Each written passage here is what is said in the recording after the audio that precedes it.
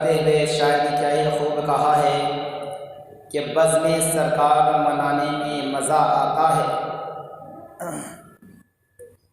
بزم سرکار منانے میں مزہ آتا ہے، بات طیبہ کی سنانے میں مزہ آتا ہے، بات طیبہ کی سنانے میں مزہ آتا ہے، ان کا ایمان مکمل یقیناً جن کو، ان کا ایمان مکمل یقیناً جن کو جشن میلاد منانے میں مزہ آتا ہے، جشن میلاد منانے میں مزہ آتا ہے، بزم سرکار منانے میں مزہ آتا ہے، بات طیبہ کی سنانے میں مزہ آتا ہے۔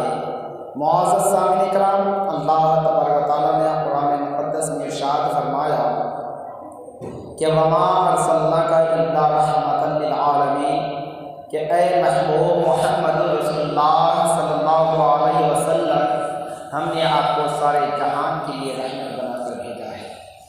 حضرات محترم پیغمبر اعظم علیہ الصلاۃ والسلام کے بارے میں نے آپ کو یہ بتایا کہ ابتدائی اسلام سے پہلے، یعنی کہ آپ نے جو 40 سالہ زندگیاں گزاری، اس میں آپ نے بہت رحم و کرم فرمایا، بہت ہی زیادہ ہمدردی دکھائی۔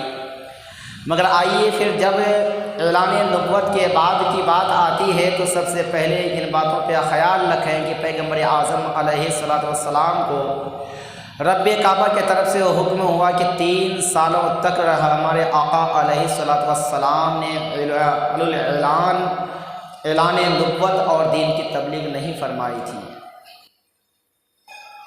3 سالوں تک چپکے چپکے جو ہے خاموشی کے ساتھ دین کی تبلیغ فرمایا کرتے تھے۔ اور پھر میں نے آپ کو بتایا تھا کہ دنیا کے اندر مذہب اسلام میں شمار ہونے والی پہلی شخصیت کا نام سیدنا، اگر مردوں میں اگر کوئی ہیں تو سیدنا صدیق اکبر رضی اللہ تعالیٰ عنہ ہیں، مردوں میں کوئی ہیں، آزاد مرد میں صدیق اکبر ہیں، آزاد اور مرد، اور عورتوں میں سیدہ خدیجہ الکبریٰ ہیں، اور بچوں میں حضرت شیر خدا حیدر کرار ہیں، اور غلاموں میں حضرت زید بن حارثہ رضی اللہ تعالیٰ عنہ ہیں، جو اس وقت غلامی میں تھے، غلامی کے زنجیر میں جکڑے ہوئے تھے۔ حضرات محترم، پھر اسی کے دوران جو ہے حضرت سیدنا صدیق اکبر رضی اللہ تعالیٰ عنہ کی کوشش سے سیدنا عثمان غنی رضی اللہ تعالیٰ عنہ ایمان لاتے ہیں، سیدنا زبیر رضی اللہ تعالیٰ عنہ ایمان لاتے ہیں، سیدنا ابو طلحہ رضی اللہ تعالیٰ ایمان لاتے ہیں۔ اسی طرح سے بات چلتے چلتے 7ویں نمبر پر حضرت سیدنا بلال حبشی رضی اللہ تعالیٰ عنہ ایمان لے کر کے آتے ہیں۔ 7ویں نمبر پر سیدنا بلال حبشی رضی اللہ تعالیٰ عنہ جو مؤذن امام الانبیاء ہیں، مؤذن مدینہ المنورہ ہیں، مؤذن خانہ کعبہ ہیں، جنہوں نے دنیا کے اندر سب سے پہلے اذان پکاری تھی۔ کون بلال ہیں وہ، اور کیسی اذان ہے بلال کی؟ جب آپ بلال کی بات کریں گے، ایک کالے غلام کی حبش کے رہنے والے تھے بلال، اور حبش کا معنی ہوتا ہے کالا کلوٹا، اور ملک کا نام بھی ہے حبش، اور حبش میں جو رہتے ہیں، رہنے والے جو وہاں پہ پبلک ہے، وہ سب وہاں کالے نظر آتے ہیں، وہاں سب کالے نظر آتے ہیں۔ حضرات محترم، بلال حبشی رضی اللہ تعالیٰ عنہ کا ایمان لانے کا انداز اور طور و طریقہ آپ لوگوں نے سنا ہے کہ وہ ایک کسی مکہ شریف کے کسی امیر گھرانے کا غلام بن کر کے رہتے تھے، اور وہ پانی لینے کے لیے گئے تھے۔ جب پانی لے کر کے آ رہے تھے، سرکار اور آپ کے صحابہ کرام پانی کے لیے پریشان تھے، ان کے پانی کو لیا، مشکزہ کو لیا اور لے کر کے جو ہے پینے لگے۔ پیتے پیتے بیچارے حضرت سیدنا بلال حبشی رضی اللہ تعالیٰ عنہ پریشان ہونے لگے کہ یا محمد، آپ میرے پانی پی جائیں گے، میرے آقا ماریں گے، پیٹیں گے، پریشان کریں گے، بے دردی کے ساتھ ہمیں جو ہے اس کی سزا بھگتنی پڑے گی، کیونکہ پانی 1 2 5 10 کلومیٹر دور سے نہیں، 50 کلومیٹر دور سے لانا پڑتا تھا۔ ایک دن جانے اور آنے میں پورا دن پوری رات ختم ہو جایا کرتے تھے۔ اس وقت پانی کی قلت اتنی تھی، مگر سرکار نے کچھ نہ سنی، پانی صحابہ کرام کو پلاتے رہے اور بلال حبشی کے دل کی دھڑکن بڑھتی رہی۔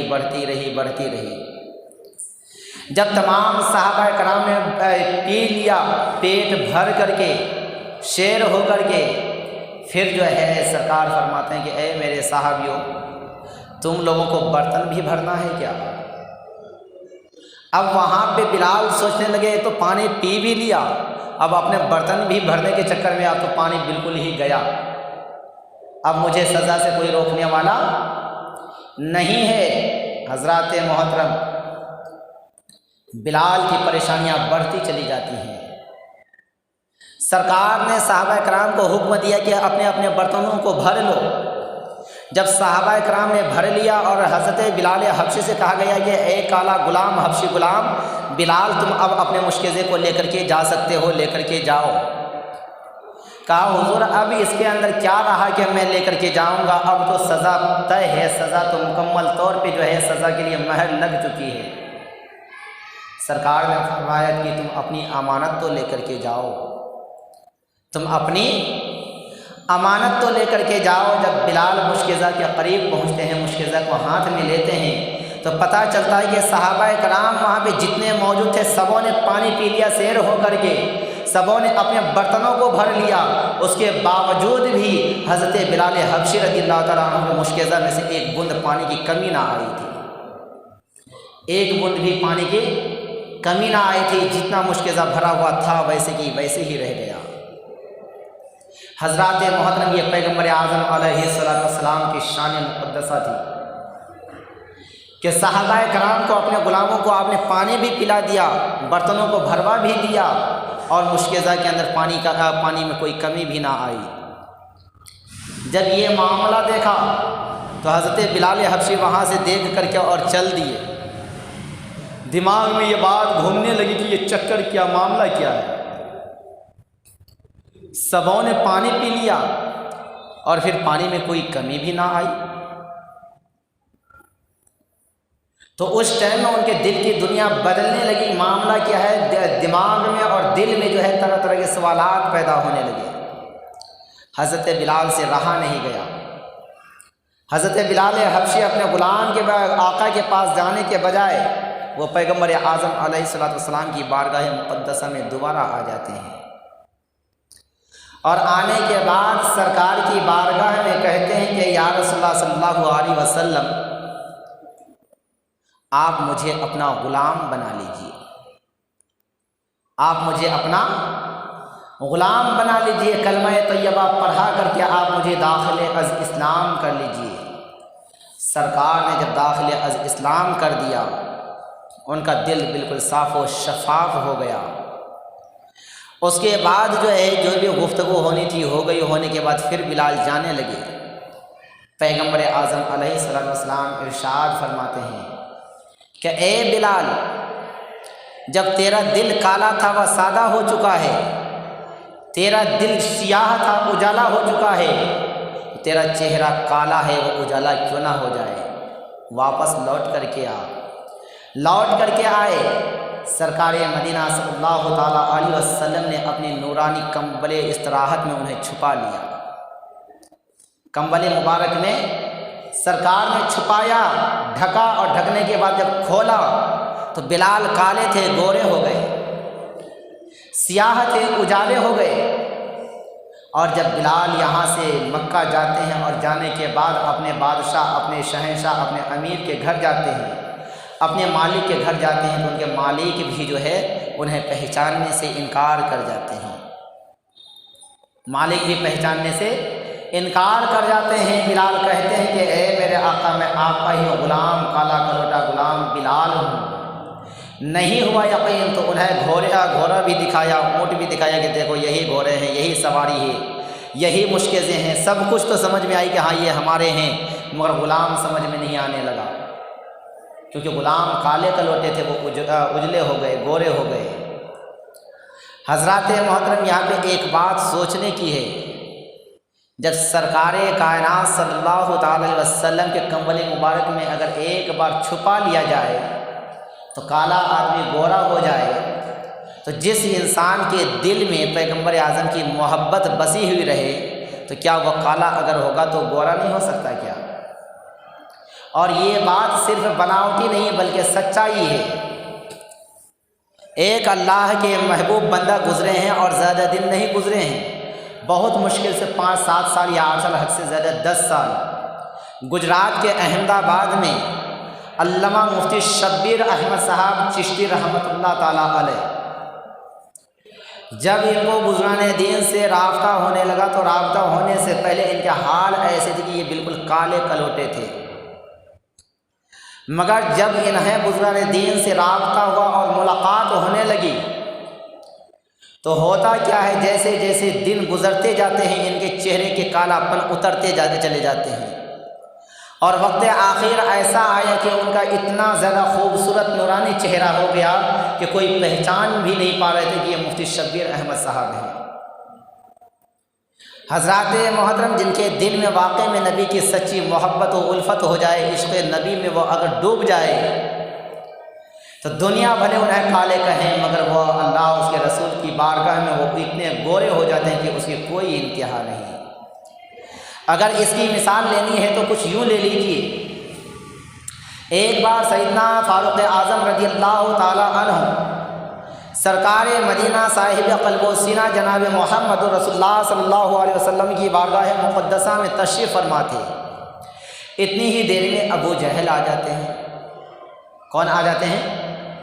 ابو جہل آ جاتے ہیں اور کہتے ہیں کہ اے محمد، تم سے بڑا بدصورت تو کوئی ہے ہی نہیں، تم سے زیادہ بدصورت تو کوئی ہے ہی نہیں۔ سرکار فرماتے ہیں کہ اے ابو جہل، تم نے ٹھیک کہا، اے ابو جہل تم نے ٹھیک کہا۔ فاروق اعظم سن رہے ہیں مگر چپ ہیں۔ ابو جہل جاتے ہیں، وہاں پہ سیدنا صدیق اکبر رضی اللہ تعالیٰ عنہ تشریف فرما ہو جاتے ہیں۔ سیدنا صدیق اکبر رضی اللہ تعالیٰ عنہ ارشاد فرماتے ہیں، یا رسول اللہ صلی اللہ علیہ وسلم، آپ سے زیادہ خوبصورت دنیا میں کوئی ہے ہی نہیں، آپ سے زیادہ حسین و جمیل کوئی ہے ہی نہیں، آپ سے زیادہ اسمارٹ کوئی ہے ہی نہیں۔ پیغمبر اعظم علیہ السلام ارشاد فرماتے ہیں کہ اے ابو بکر، تم نے سچ کہا، تم نے سچ کہا۔ یہ دونوں باتیں سیدنا فاروق اعظم رضی اللہ تعالیٰ عنہ سن رہے ہیں۔ فاروق اعظم تھے، ان سے یہ کب گوارا ہوگا کہ یہ ایک ذات اور دو باتیں، دو سوال کیا اور ایک ہی جواب، یہ کیسے ہو سکتا ہے؟ فاروق اعظم سے رہا نہ گیا، سرکار سے پوچھ لیے کہ یا رسول اللہ، سمجھ میں نہیں آئی۔ ابو جہل آیا، انہوں نے کہا کہ آپ بہت کالے کلوٹے اور بدصورت ہیں۔ آپ نے کہا بالکل سچ کہا۔ صدیق اکبر آتے ہیں، انہوں نے کہا آپ سے زیادہ خوبصورت حسین و جمیل کوئی نہیں، آپ نے کہا سچ کہا۔ یہ بات میری سمجھ میں نہیں آئی۔ سرکار فرماتے ہیں کہ اے عمر، میں ایک آئینہ ہوں، میں ایک آئینہ ہوں، کانچ ہوں، شیشہ ہوں، تو میرے سامنے میں جو جیسی صورت کو لے کر کے آئے گا انہیں اپنی صورت ویسی ہی نظر آئے گی۔ ابو جہل کی صورت بدصورت تھی، اس لیے انہیں بدصورت نظر آیا۔ ابو بکر کی صورت خوبصورت تھی، اس لیے ابو بکر کو میں خوبصورت نظر آیا۔ تو یہاں شاعر کہتے ہیں کہ میں آئینہ ہوں، دکھاؤں گا داغ چہرے پر، میں آئینہ ہوں، دکھاؤں گا داغ چہرے پر، جسے خراب لگے وہ سامنے سے ہٹ جائے، جسے خراب لگے وہ سامنے سے ہٹ جائے۔ کیونکہ جب آپ آئینہ کے سامنے میں جائیں گے، کانچ کے سامنے میں جائیں گے تو آپ کی بدصورتی وہاں پہ جو ہے کانچ کے سامنے میں آئے گا۔ اب وہ آپ کے اختیار میں ہے کہ وہ چیز آپ سے گوارا ہو یا نہ ہو۔ آج کے حالات بھی ایسے ہی ہیں، آج کے حالات بھی کچھ ایسے ہی ہیں۔ جو خود برے ہوتے ہیں نا، انہیں اپنی برائی نظر نہیں آتی، دوسروں کی برائی اور دوسروں کی برائیوں کے پہاڑ وہ لے کر کے چلتے ہیں۔ کاش کبھی رات کی تاریکی میں، رات کی تنہائی میں جب وہ سوئے، اکیلے میں سوئے، بیوی بچوں سے جدا ہو کر کے، اور اس وقت وہ اپنے دماغ میں ایک بات لیں کہ میں شرٹ پہنتا ہوں، میں کرتا پہنتا ہوں، میرے کرتے اور میرے شرٹ کے دامن کے اندر کتنے کانٹے چھپے ہوئے ہیں، کتنے کیچڑ لگے ہوئے ہیں۔ تو قسم ہے رب کعبہ کی، وہ اپنے کانٹے کو چننے میں اور کیچڑ کو صاف کرتے کرتے اس کی زندگی گزر جائے گی، انہیں دوسرے کی شکایت اور ان کی برائی کرنے کا انہیں موقع ہی نہ ملے گا۔ مگر یہ قوم ایسی ہے کہ دوسروں کی برائیاں کرنے کے لیے دوسروں کے کانٹے چننے کی کوشش کرتے ہیں، مگر اپنے دامنوں میں سے کانٹا چننا گوارا نہیں کرتے۔ وقت اور حد تو تب ہو جاتی ہے کہ بعض اوقات اچھے آدمیوں کو بھی بدنامی کے توب میں ایسے دھکیل دیتے ہیں کہ وہ بیچارے نہ مرنے کے ہوتے ہیں نہ جینے کے ہوتے ہیں۔ لہٰذا ایسی ذہن اپنی در و دماغ سے نکال دینی چاہیے، کیونکہ اگر آپ کسی کی برائی کرتے ہیں تو سمجھ لیجئے کہ آپ کے اندر خود برائی ہے۔ اگر آپ برے نہیں ہوتے، آپ نے میرے اندر برائی دیکھی کہ عارف رضا کے اندر برائی ہے، اگر آپ اچھے ہوتے، آپ سچے ہوتے، آپ پاک دامن ہوتے تو آپ یہ سوچ سکتے تھے کہ ہاں عارف رضا کے اندر برائی ہے، اس برائی کو چھپا دیا جائے یا عارف رضا کو تنہائی میں بتا دیا جائے، ان کی اصلاح کر دی جائے۔ مگر آپ نے عارف رضا کو ڈائریکٹ نہ بتایا، بلکہ عارف رضا کو بتانے کے بجائے، عارف رضا کی اصلاح کرنے کے بجائے، عارف رضا کی اصطلاحی طور پہ ان کی باتوں کو سمجھانے کے بجائے آپ نے دوسروں کو کہا، تیسروں کو کہا، چوتھوں کو کہا۔ آپ نے ایک بات کہی، اب وہ دوسرے کو دو باتیں لگا کر کے کہے گا، دو آدمی کا کہے گا، چار باتیں لگا کر کے کہے گا۔ اس سے ہوگا کیا کہ ایک فتنہ کا ایک انگارہ ابلے گا، اور وہ انگارہ نہ جانے ہماری قوم کو کس نسلوں کو لے کر کے ڈوب جائے گی، اس کی کوئی انتہا اور کوئی پتہ ہی نہیں ہے۔ کیا ہم نے ان باتوں کو کبھی غور و فکر کیا؟ کبھی بھی ان باتوں کو غور و فکر نہیں کیا۔ اللہ تبارک و تعالیٰ نے انسان کو بھیجا، اللہ تبارک و تعالیٰ نے انسان کو جب حضرت آدم علیہ السلام کو بھیجا دنیا کے اندر، تو اللہ کے نبی گناہوں سے پاک ہیں، خطاؤں سے پاک ہیں۔ اس کے باوجود بھی آدم کو حکم ہوا تھا کہ اے آدم، دنیا کے جنت کے اندر سب کچھ کھانا، دنیا کے اندر جنت کے اندر سب کچھ کھانا، مگر گیہوں کے دانے کو مت کھانا۔ سب کچھ کھانا مگر گیہوں کے دانے کو مت کھانا۔ مولا، جب سب کچھ کھاؤں گا تو گیہوں کا دانہ کیوں نہیں کھا سکتا؟ اے آدم، جب تک میں تیرے اوپر قید نہیں لگاؤں گا تو جنت سے نکل کے دنیا میں جائے گا کیسے؟ اے آدم، اگر میں تجھے گیہوں کے اوپر قید نہ لگاؤں گا تو معافی مانگنے کا انداز اور سلیقہ تجھے میں بتاؤں گا کیسے، اور تو اپنی قوم کو، اپنی امت کو، اپنی اولادوں کو بتائے گا کیسے؟ لہٰذا رب کعبہ نے قید لگا دیا کہ اے آدم، سب کچھ کھانا مگر گیہوں کا دانہ مت کھانا۔ شیطان ہے، وہ تو بہکائے گا ہی۔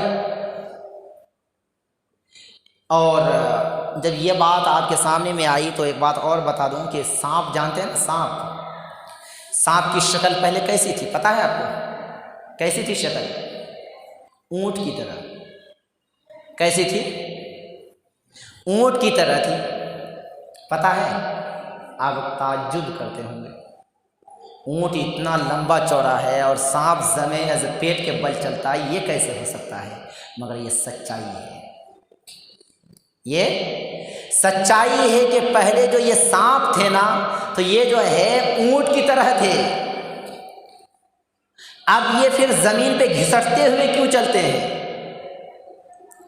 جب شیطان مردود کو جنت سے نکالا گیا، نگر نگر ڈگر ڈگر یہ پھرنے لگے، ان کا مقصد ہو گیا کہ مجھے آدم کی وجہ سے جنت سے نکالا گیا ہے، تو میں بھی آدم کو جنت سے نکالوں گا، میں بھی آدم کو جنت سے نکلواؤں گا۔ لہذا اس شیطان مردود نے کیا کیا؟ رضوان جنت تو شیطان کو جانے دیں گے نہیں، اب انہوں نے ایک راستہ کو اختیار کیا۔ کس چیز کو اختیار کیا؟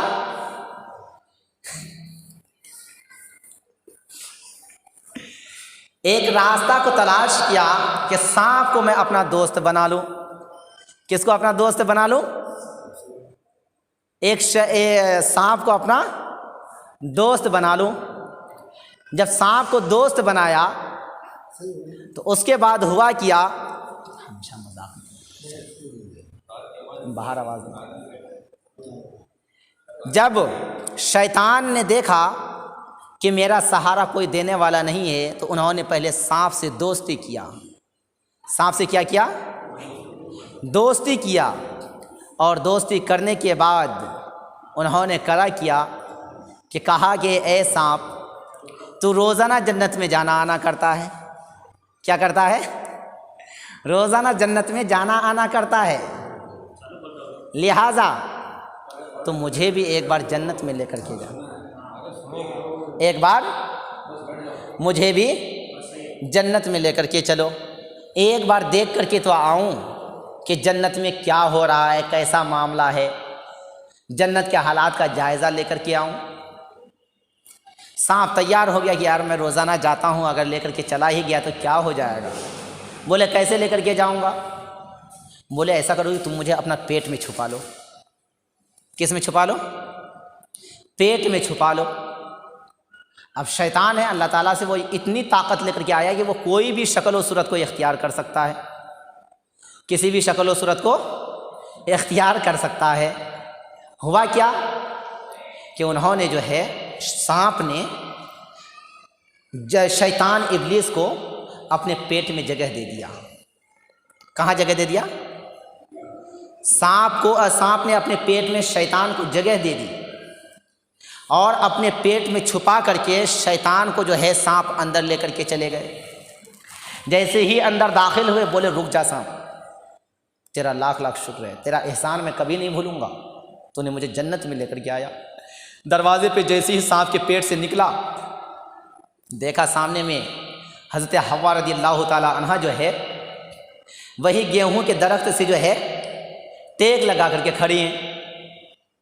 بولے اے حوا تو کیا کر رہی ہے؟ بولے کچھ نہیں، ایسے سیر کر رہی ہوں، گھوم رہی ہوں، مزے لے رہی ہوں. بولے اچھا تو مزے لے رہی تو یہ دانہ تو کھا کر کے دیکھ کیا ہے یہ. بولے کیا یہ گیہوں ہے؟ تو کھا کر کے تو دیکھ. بولے نہیں کھاؤں گی. بولے کیوں؟ بولے کہ اللہ نے منع فرمایا ہے. بولے یار 2-3 دانے سے کیا ہونے والا ہے، 2-3 دانے سے کیا ہونے والا ہے. وہ کھانے لگی. بولے رک تو جا، اتنی بے صبری سے انتظار مت کر، اور کچھ دانے لے لے آدم کے لیے بھی، آدم کو بھی کھلا دینا. بولے ٹھیک ہے. حضرت حوا رضی اللہ تعالیٰ عنہ نے وہاں سے گیہوں کے دانے 3 لیے. کتنے دانے لیے؟ 3 دانے لیے. اور لینے کے بعد جو ہے وہ آدم علیہ السلام کے پاس جاتے ہیں. آدم علیہ السلام دوسری طرف گھوم رہے تھے، سیر کر رہے تھے. بولے اے آدم یہ دانہ کھا لو. بولے نہیں، اللہ نے منع فرمایا ہے، اللہ نے یہ دانے کو کھانے سے منع فرمایا ہے، نہیں کھانا ہے. بولے یار ایک دانہ کھانے سے کیا ہوگا، چلو اتنا زیادہ ڈر ہے، خوف ہے تو 2 دانہ میں کھا لیتی ہوں، ایک دانہ آپ کھا لو. ان باتوں سے آپ کو کیا پتہ چلا 2 دانے اور 1 دانے کا چکر، کہ عورت جو ہے نا، جو عورت کی سب سے پہلی ماں ہماری ہے نا، انہوں نے ہی اپنی چالاکی دکھائی تھی. اسی لیے آج بھی عورتیں بہت زیادہ چالاک بنتی ہیں اور چالاکی دکھاتی ہیں، مگر ان کی چالاکی دنیا کو آباد کرنے کی تھی، اور آج ہماری ماں بہنوں کی چالاکی جو ہے اپنی قوم، اپنے گھر کو تباہ و برباد کرنے کی ہے. دونوں کا فرق اتنا ہے. ہوا کیا؟ آدم علیہ السلام حضرت حوا کے کہنے سے 1 دانہ کھا لیتے ہیں. اللہ کا حکم ہوتا ہے کہ اے آدم میں نے کہا تھا کہ سب کچھ کھانا مگر گیہوں کا دانہ مت کھانا، لہٰذا اب تمہیں جو ہے جنت سے باہر نکلنے کا حکم دیا جاتا ہے. جنتی جو لباس تھے وہ بھی اتار لیا جاتا ہے، جنتی جو لباس تھے، کپڑے تھے، وہ بھی اتار لیا جاتا ہے. جب دنیا کے اندر آتے ہیں تو برہنہ آتے ہیں، ننگے آتے ہیں. جب دنیا کے اندر آتے ہیں کوئی لباس جس میں اطہر پہ نہیں ہوتا ہے۔ زار و قطار روتے ہیں، پیڑ پودوں سے مدد مانگی جاتی ہے کہ اے پیڑ تو مجھے پتہ دے دے، میرے جسم کو ڈھک دے، مگر کوئی پیڑ پودے جو ہے انہیں پتہ دینے کے لیے تیار نہیں۔ اس کی وجہ کیا تھی کہ کہیں ایسا نہ ہو جائے آدم نے ایک دانہ کو کھایا تو اللہ تبارک و تعالیٰ کا غضب ایسا ہوا کہ یہ جنت میں تھا، جنت سے زمین پہ اتار دیا گیا ہے، کہیں ہم بھی جو ہے ہمیشہ کے لیے نیست و نابود نہ کر دیے جائیں، ہمیشہ کے لیے ہم بھی نیست و نابود نہ کر دیے جائیں، مٹا نہ دیے جائیں۔ اسی لیے کوئی بھی درخت پتے دینے کے لیے تیار نہیں تھے۔ حضرت حوا رضی اللہ تعالیٰ عنہ نے جب گیہوں کے پہلا دانہ کھایا تو ان کے آنکھوں میں آنسو آئے، یعنی کہ پانی آئے۔ کیا آئے؟ آنسو آئے۔ اور دوسرا جب دانہ کھایا تو ان کے جسم اطہر سے خون نکلا، شرمگاہ سے، جسے آج عورتوں کو MC کے نام سے پکارا جاتا ہے، مہواری کے نام سے پکارا جاتا ہے۔ اور اللہ تبارک و تعالیٰ نے